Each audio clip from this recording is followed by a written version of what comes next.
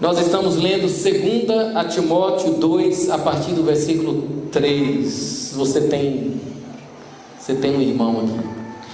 Vamos lá. Sofre, pois, comigo as aflições como bom soldado de Jesus Cristo. Repete isso. Sofre, pois, comigo as aflições como bom soldado de Jesus Cristo. Ninguém que milita se embaraça com negócios desta vida, a fim de agradar àquele que o alistou para a guerra. E se alguém também milita, não é coroado, se não militar legitimamente.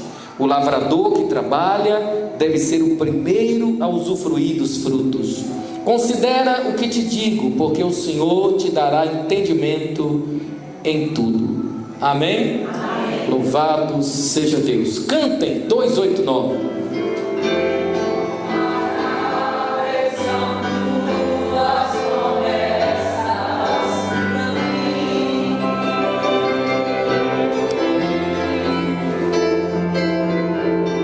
Incomparáveis são as tuas promessas. Tu és maravilhoso, tu és fiel, tu és o único, não há outro igual não há. Todos os dias queremos te louvar, todos os dias queremos engrandecer as maravilhas do teu amor e queremos ser fiéis a ti. Amém. Timóteo, meu filho Timóteo, pastor Timóteo, jovem pastor Timóteo, sofra comigo as aflições como bom soldado de Cristo. O velho apóstolo Paulo aconselhando o jovem pastor Timóteo, o velho Paulo exortando ao jovem Timóteo. E a sua exortação é algo muito tocante. Para Timóteo, certamente algo muito forte, porque Timóteo sabia quem era o apóstolo Paulo. Timóteo sabia com quem estava conversando, ou de quem estava recebendo a exortação por escrito. Timóteo conhecia a vida, o testemunho do velho Paulo. Paulo, um poliglota, preparadíssimo, preparado em filosofia, preparado em teologia, preparado na lei dos judeus, preparado nos conhecimentos da época, um doutor, um nobre, um cidadão romano, apesar de ser judeu, também era cidadão romano, e somente pessoas consideradas muito dignas tinham esse título de cidadãos romanos. Eu me refiro às províncias. O Império Romano estabeleceu a sua regência sobre uma enorme região, e pela vastidão do império, diversas províncias, e os cidadãos provincianos que possuíam o título de cidadão romano eram cidadãos de alta patente, eram cidadãos destacados.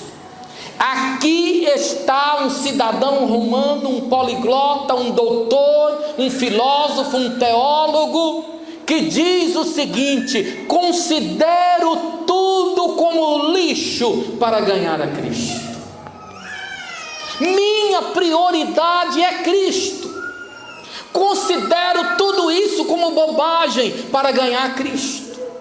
Considero tudo isso como besteira, porque para mim o viver é Cristo. Para mim o viver é Cristo e o morrer é lucro.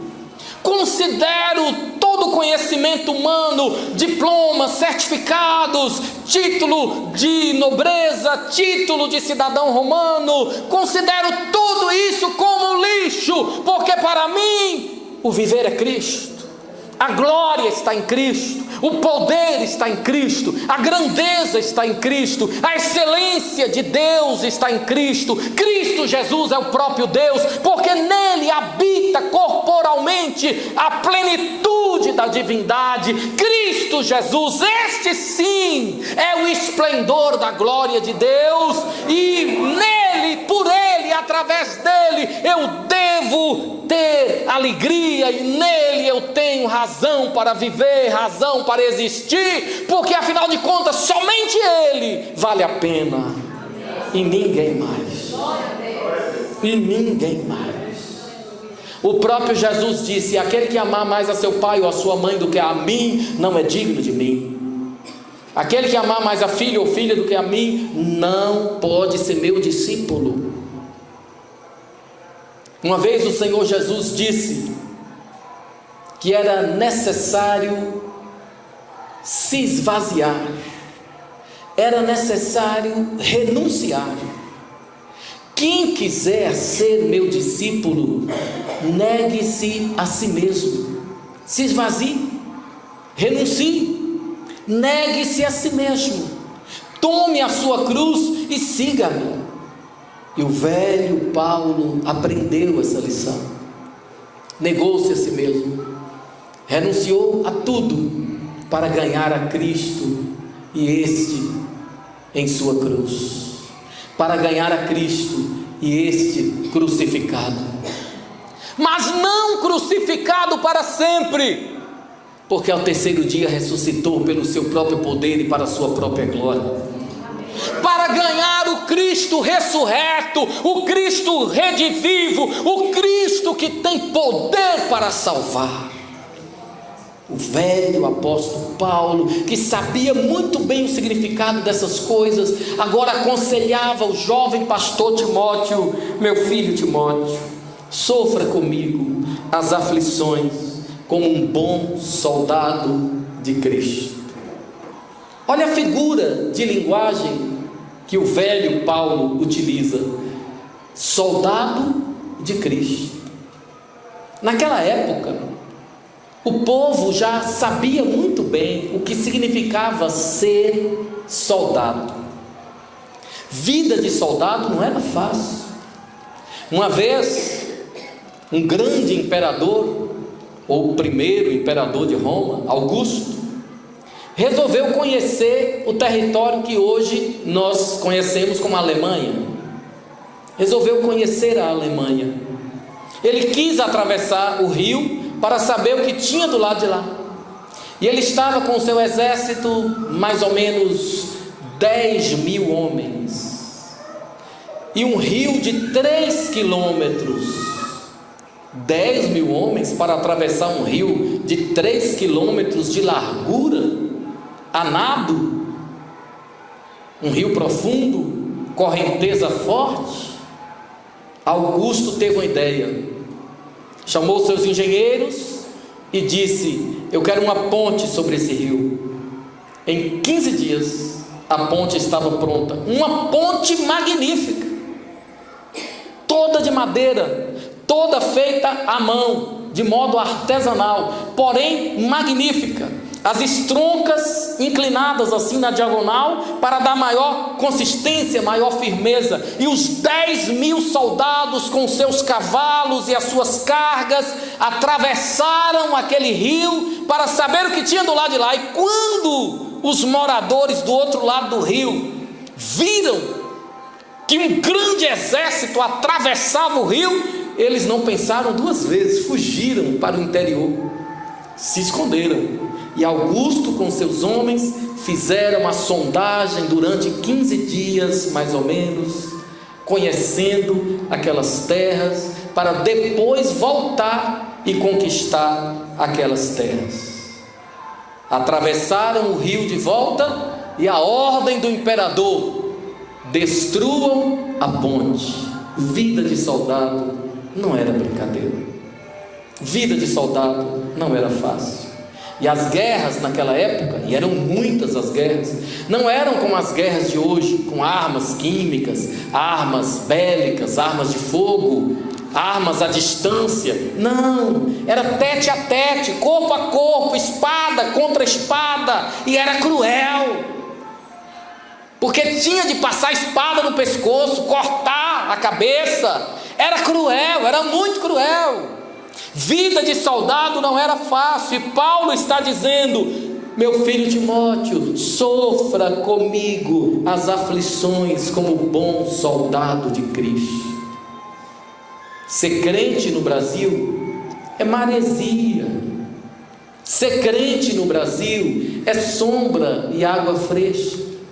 Vem na igreja de vez em quando, de caju em caju, não tem compromisso, não é fiel, não é leal, não é dizimista, não está nem aí para nada, não quer saber de nada, e só reclama,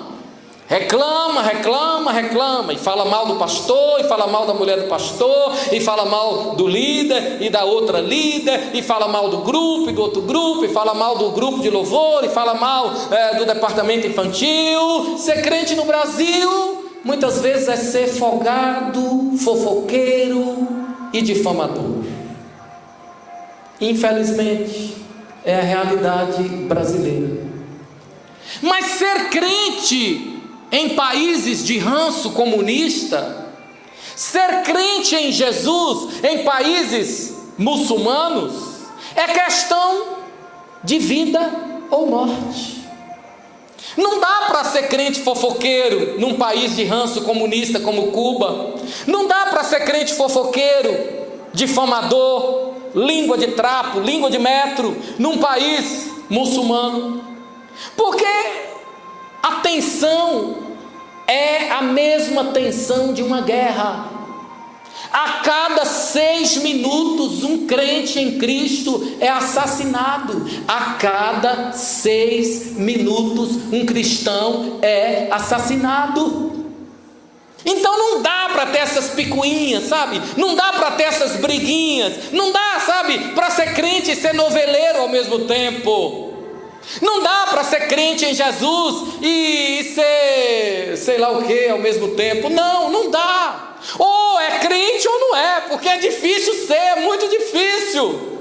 Quando uma esposa diz para o marido no mundo muçulmano: agora eu sou crente em Jesus, ele dá uma surra nela, praticamente a tortura, e a expulsa de casa sem direito a nada, e ela não tem a quem recorrer, não tem advogado para defendê-la, não tem juiz para resguardá-la, não tem lei para protegê-la. Quando uma filha declara para o pai: meu pai teve uma cruzada com T.L. Osborne, por exemplo. T.L. Osborne faleceu há mais ou menos 2, 3 anos. Meu pai teve uma cruzada com T.L. Osborne. Jesus, o Jesus dos crentes, o Messias, operou milagres, maravilhas. Eu tive um encontro com Jesus. O pai dá-lhe um tapa na cara, o pai espanca, tortura, permite que ela seja estuprada, violentada, ela é expulsa de casa sem direito a nada. Assim é vida de crente no mundo muçulmano. Ser crente no Brasil é moleza, e é por isso que o trem está desse jeito. É por isso que está, desculpa essa palavra feia, essa esculhambação tão grande. Por isso que tem todo esse milindro, sabe? Não me toque, um pessoal fresco. É uma frescura muito grande, o pessoal melindroso.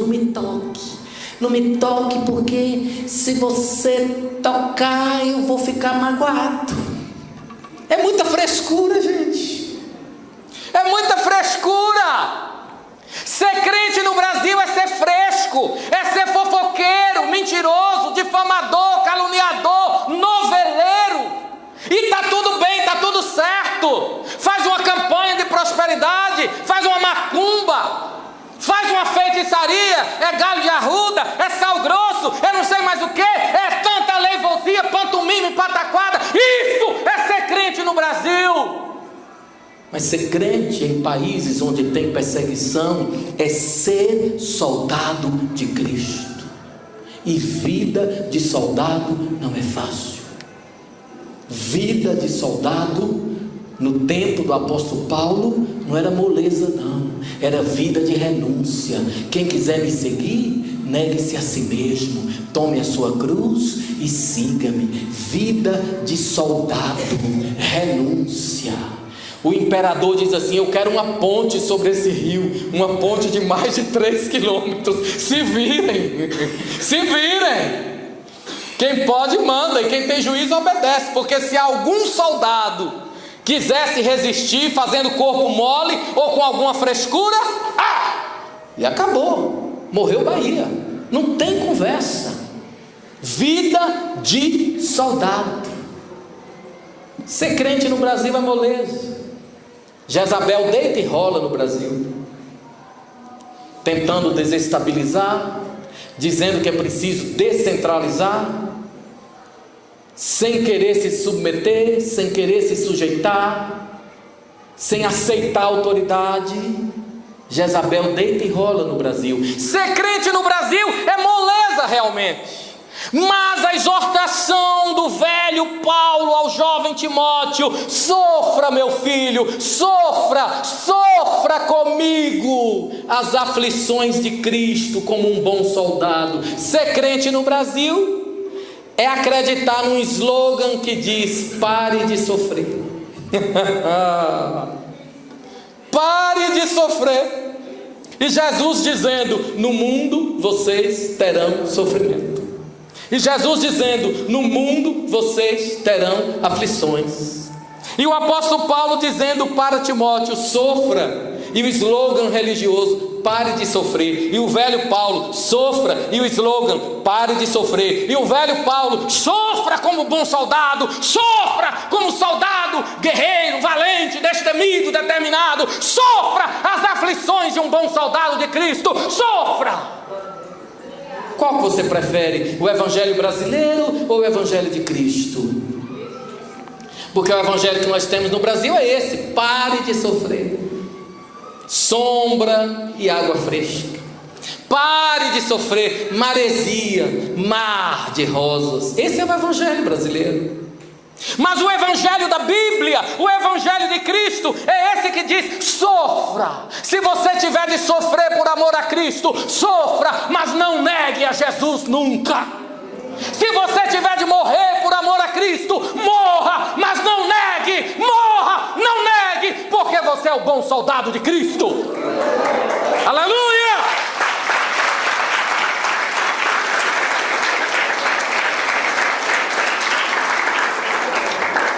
Ninguém que milita se embaraça com negócios desta vida, a fim de agradar aquele que o alistou para a guerra.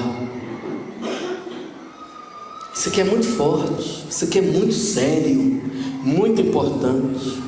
Ninguém que milita pode se envolver com negócios desta vida. Os 10.000 soldados de Augusto que estavam lá com ele diante da Bretanha para fazer uma ponte: olha, não vai dar para fazer a ponte não, porque eu preciso ir no velório do meu tio que morreu, vou ter de voltar agora. Jesus responde: deixa aos mortos que enterrem os seus mortos. Mas não vai dar para obedecer o imperador não, porque reticências. Sofra como bom soldado, faça o que tem de ser feito, milite a boa milícia e não se embarace. Não se embarace com os negócios dessa vida. Você não é uma pessoa normal, entenda isso.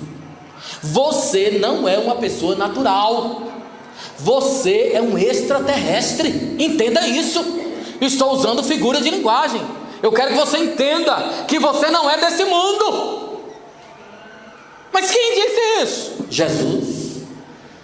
Pilatos olhou para ele, fez-lhe uma pergunta. Ele respondeu: disseste bem, eu não sou daqui, não sou desse mundo. O meu reino é eterno, o meu reino é do céu.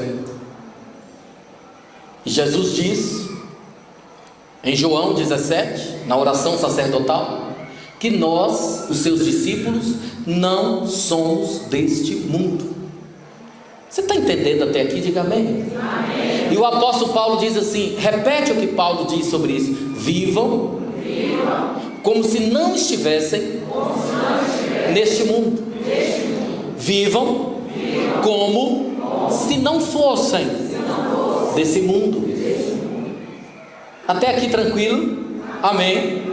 Você está entendendo? Você é soldado de Cristo. Você é cidadão do céu. Você tem a mente de Cristo. Você pensa nas coisas do alto, em como agradar a Deus. Você é cidadão do reino de Deus. Você está no mundo, como disse Jesus na oração sacerdotal em João 17. Você está no mundo, mas você não é do mundo. E Jesus diz mais ainda. Ele diz assim: o mundo odeia a vocês, porque vocês não são do mundo. Se vocês fossem do mundo, o mundo amaria a vocês, mas vocês não são do mundo. Ei, crente, essa mensagem é para crente. Não fui eu quem escolhi, foi Juliana Catalá quem escolheu. Mensagem para crente. E eu preciso falar muito claro. Eu não posso omitir o que está escrito. Eu não posso negar a verdade da palavra de Deus. Crente, você é ou não é cidadão do reino dos céus? Você é ou não é soldado de Cristo? Você é ou não é filho de Deus? Aquele que ama o mundo e as coisas que no mundo há, o amor de Deus não está nele. Vamos fazer um teste? Vamos facilitar aqui o entendimento? Vamos lá. Você diz que é filho de Deus, ok? Você diz que é soldado de Cristo, aleluia. Você diz que negou-se a si mesmo e tomou a cruz e está seguindo a Jesus, glória a Deus. Você diz que é cidadão do céu, que tem a mente de Cristo, que pensa nas coisas lá de cima, as coisas do alto, em como agradar a Deus.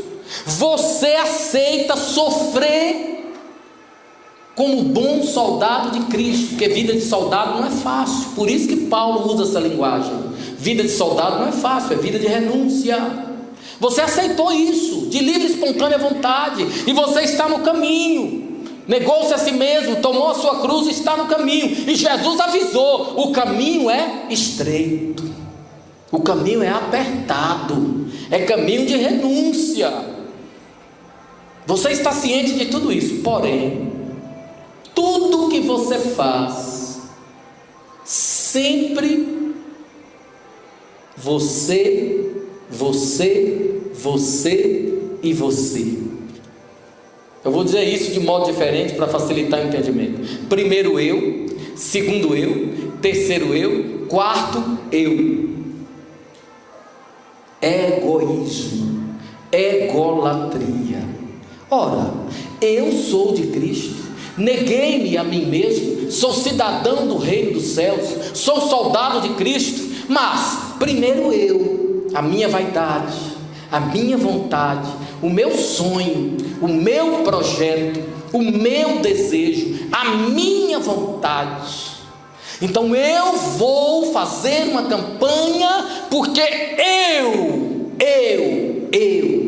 egolatria, egocentrismo, autolatria. Você está entendendo ou não?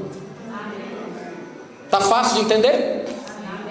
Eu sou de Cristo, eu sou soldado de Cristo, e Cristo me chama para fazer a ponte. Cristo me chama para fazer a ponte, mas eu digo: o que é que eu tenho a ver com isso?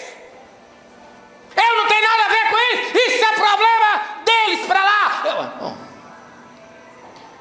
Augusto com certeza mandaria matar um soldado desse. E Jesus diz: a árvore que não dá fruto, corta e joga fora, e queima. Disse ou não disse? Jesus está te chamando para fazer a ponte. Não é a ponte da destruição, é a ponte da salvação. Jesus te convida para trabalhar na ponte. Jesus te chama para o exército do céu. Jesus te chama para a obra de Deus. Mas você está dizendo: primeiro eu, segundo eu, terceiro eu. Em quarto lugar, minha mulher, meus filhos, família. Em quinto lugar, aquele projeto. Em sexto lugar, aquele outro projeto. Em sétimo lugar, já que 7 é o número de Deus, Deus fica em sétimo lugar. Deus concorda com isso? O Espírito Santo está alegre com isso? Timóteo, sofra comigo, porque ninguém que milita, ninguém que está na guerra, consegue na guerra se envolver com as coisas da vida secular. Porque quem está na guerra é dedicação total. Quem está na guerra, dedicação exclusiva. Quem está na guerra é tudo ou nada, é 8 ou 80, ou é ou não é. Você está entendendo ou não? Não é como o evangelho brasileiro, esse evangelho cheio de frescura, cheio de mimo, cheio de milindro, pessoal querendo ser afagado, querendo que o pregador massageie o ego e passe a mão na cabeça e diga: você é lindo. Esse é o evangelho brasileiro, mas o evangelho de Cristo é o evangelho que chama para a batalha, é o evangelho que chama para a guerra, é o evangelho que chama para construir a ponte, é o evangelho que chama para resgatar as almas, saquear o inferno e povoar o céu. Você é ou não é um soldado de Cristo?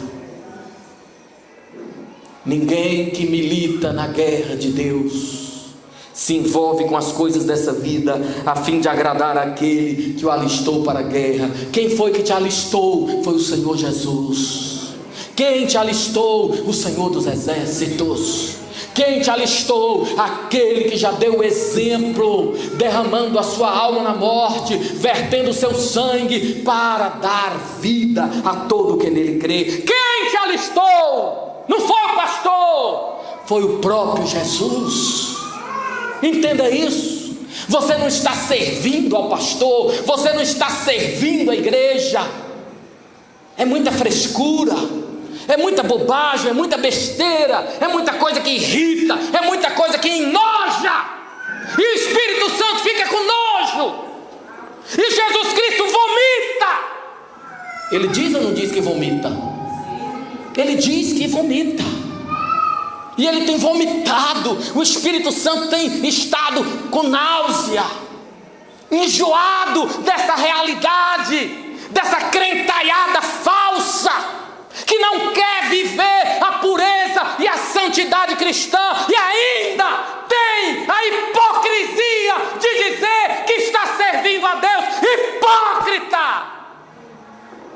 Porque quem serve a Deus verdadeiramente serve sem reservas, sem reservas, sem reservas. Eu digo que eu estou servindo a Deus e Deus precisa de mim, e eu coloco dificuldade, quer dizer, não tem dificuldade nenhuma para os meus projetos. Para os meus projetos não tem dificuldade nenhuma. Agora, para os projetos de Deus, sabe aquilo que Jesus falou? A turma estava depositando oferta no gasofilácio. Aí vem a viúva, 2 moedinhas. Jesus está ali observando e diz: aquela viúva foi quem deu a maior oferta. A maior oferta não significa quantidade, mas quer dizer qualidade. Mas por que a maior oferta? Porque ela deu tudo que tinha. E esses que estão dando aí até ofertas grandes, na verdade, essas ofertas grandes que eles dão são o resto do resto do resto. Porque para Deus é o resto, sabe? Para Deus tem que ser o pior, para Deus tem que ser o lixo, para Deus tem que ser aquilo que não presta mais, sabe? Aquilo que não serve mais. Nós fizemos 2 campanhas de distribuição de donativos pela Amar.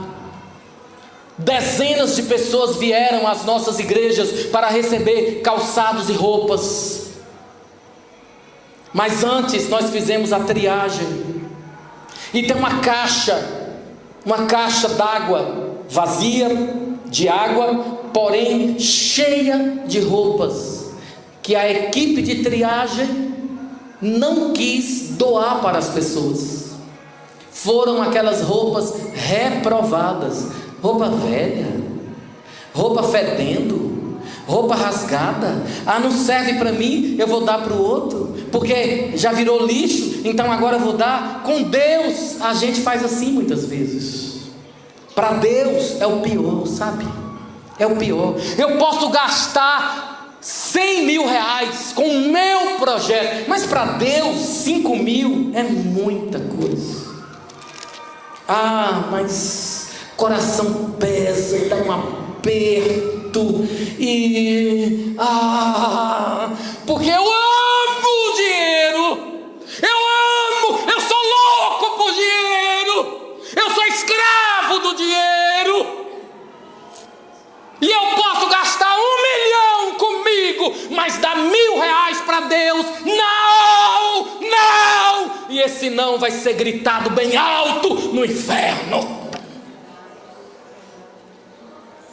Quanta hipocrisia no meio do povo. Não me olha assim não, foi você que escolheu, não me olha não. Ele está me olhando ali, está reprovando, está achando que eu estou jogando pesado demais, mas foi ele que escolheu. Eu estou pregando o que ele escolheu. Aleluia, glória a Deus por isso. Quanta hipocrisia no meio da igreja brasileira, quanta hipocrisia, quanta mentira, quanto engano, quanta falsidade no meio da igreja brasileira, porque a igreja brasileira não sabe, não entende o que é servir a Deus com dedicação exclusiva. É óbvio que eu falo em linhas gerais, porque para a glória de Deus nós temos milhares de crentes brasileiros leais, fiéis, dedicados, soldados de Cristo, com dedicação exclusiva, com amor, com humildade, com sinceridade em seus corações. Se alguém também milita, não pode ser coroado, reconhecido, aplaudido, se não militar legitimamente. Porque tem gente que é assim, só quer elogio. Ele não quer se dedicar totalmente, sabe? Não quer fazer bem feito, mas quer elogio. Você está entendendo o que Paulo está falando aqui ou não? Está claro, gente. Está muito claro. A Bíblia trata desses assuntos com muita seriedade, muita clareza. Se a pessoa não milita direito, como que ela pode ser coroada, reconhecida, elogiada? É preciso que ela milite com legitimidade, com dedicação, com determinação, com desenvoltura. O apóstolo Paulo em outra parte vai dizer assim: se você ensina, esmere-se no fazê-lo, desenvolva o seu dom, aperfeiçoe o seu dom, seja dedicado, seja consagrado, dê o melhor de si, ofereça o melhor de si. É para Deus, é para Deus. Mas para Deus tem que ser o pior, né? Para Deus pode ser de qualquer jeito, para Deus pode ser de qualquer maneira, porque Deus não merece mesmo, né? Ele não merece, porque se Ele merecesse,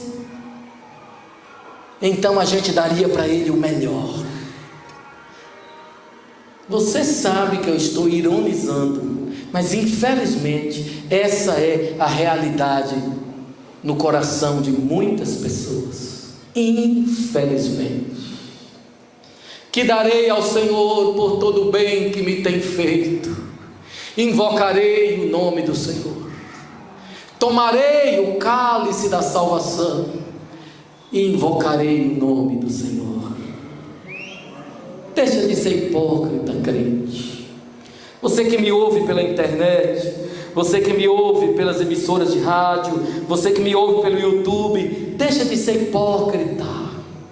Pare de dizer que você é um servo de Deus, quando na verdade para Deus é sempre o pior, de qualquer jeito, relaxadamente. Maldito quem faz a obra de Deus relaxadamente. Maldito quem faz a obra de Deus relaxadamente. Pastor, e o senhor tem moral para dizer isso? Tenho. Não sou assalariado por igreja nenhuma, nunca fui. E tomo conta de 3 igrejas. E somente nessa cidade são 10 reuniões oficiais por semana. 10 por semana nas 2 igrejas. Domingo de manhã, culto, 18h30, novamente. Aí eu prego e saio correndo, apressadamente, para pregar de novo, mas é com alegria, é com todo prazer, é com toda satisfação. Eu sei que tem gente que nunca reconhece, nunca valoriza e nem tem respeito, e que ainda critica, ainda fala mal. É tranquilo ser pastor de igreja que só tem um culto no meio da semana, e muitas são assim, tem um culto no meio da semana, domingo de manhã, domingo de noite, tranquilo. A nossa realidade é bem diferente. Nós temos muitas atividades e as fazemos com muita alegria, com muito prazer. E o apóstolo Paulo diz assim: eu não estou preocupado com reconhecimento humano, mas eu quero o reconhecimento de Deus. O nosso trabalho não é vão no Senhor. O nosso trabalho não é vão no Senhor. A gente faz para Deus, a gente trabalha para Deus, e a gente faz tudo com prazer, com amor, com alegria, com satisfação, ainda que gemendo diante das dificuldades e de sabores, mas com o coração recheado da alegria do Espírito, e a alegria do Senhor é a nossa força. Os soldados de Augusto, os fiéis, os leais, eles tiveram de mergulhar dezenas de vezes, talvez centenas de vezes, para criar uma ponte num rio com 3 quilômetros de largura, mas eles estavam felizes, eles estavam satisfeitos, porque eles estavam servindo ao grande Augusto. Mas o nosso não é Augusto, não é o César, não é o que está preso porque se corrompeu. Não, o nosso é o Rei da Glória, é o Todo-Poderoso, é o Senhor dos Senhores, é o Criador do Universo, é o único e verdadeiro Deus, é aquele que mantém todas as coisas. E se nós estamos vivos, é porque Ele quer que estejamos. Sabe por que você está vivo? Porque Ele permite que você esteja. Já era para você ter morrido faz tempo. Faz tempo que era para você ter encarado o Rio Azul. Faz tempo. Mas Ele tem te dado a oportunidade de arrependimento. Ele tem te dado a oportunidade de se humilhar, de se quebrantar, de se derramar diante dEle, de se converter, de se arrepender com sinceridade, dizendo: eis-me aqui, Senhor, faça em minha vida a Tua vontade. Eu nego a mim mesmo, faça a Tua vontade. Eu renuncio a mim mesmo, faça em mim a Tua vontade. Santifica em mim o Teu nome. E ele conclui o raciocínio dizendo: o agricultor tem muito trabalho na lavoura, principalmente há 2 milênios atrás, né? Muito trabalho na lavoura, mas é o primeiro a usufruir os frutos. Você colherá os frutos. Jesus diz que aquele que renuncia a tudo por amor a Cristo e ao Evangelho receberá até 100 vezes mais nessa vida, e por fim a vida eterna. Vale a pena, vale a pena, vale a pena. Que Deus nos abençoe e aplique a Sua palavra santa aos nossos corações.